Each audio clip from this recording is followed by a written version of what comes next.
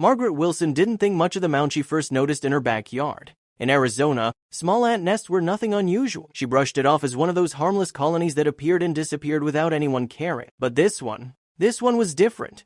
Every morning as she watered her garden, the mound seemed larger, noticeably larger. What worried her even more were the smaller mounds that began sprouting across the lawn, as if something underground was spreading, growing, pushing its way beneath the surface. She tried to ignore it. Probably just ants. It'll settle, she told herself. But the uneasy feeling in her stomach kept returning, stronger each day.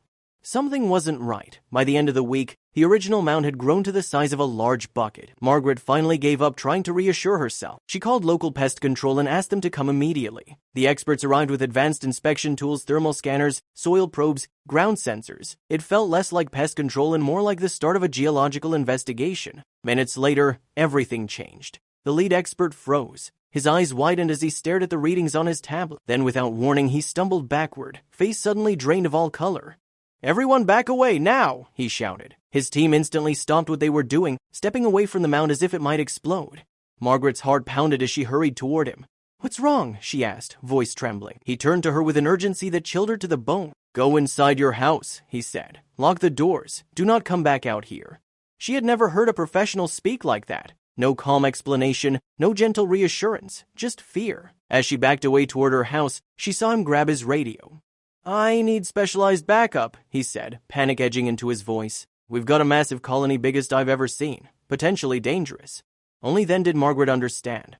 Whatever was under her backyard wasn't a normal ant colony. It was bigger, it was spreading, and it was deadly. Something ancient, organized, and highly aggressive was growing beneath her home, and it was only a matter of time before it surfaced. Margaret watched from behind her window as more vehicles arrived, state wildlife officials, hazardous response teams, even emergency personnel. Her quiet backyard now looked like the site of a major environmental disaster. The original experts briefed the newcomers with hurried gestures. Whatever they had discovered underground had shaken even the most experienced among them. At last, one of the officials approached her porch. "Ma'am," he said solemnly, "what you have under your property is one of the largest fire ant supercolonies ever recorded in Arizona." A chill ran through her. He continued, "Their tunnels stretch far beyond your yard. Millions of aggressive fire ants. A sting from a swarm like this could be life-threatening."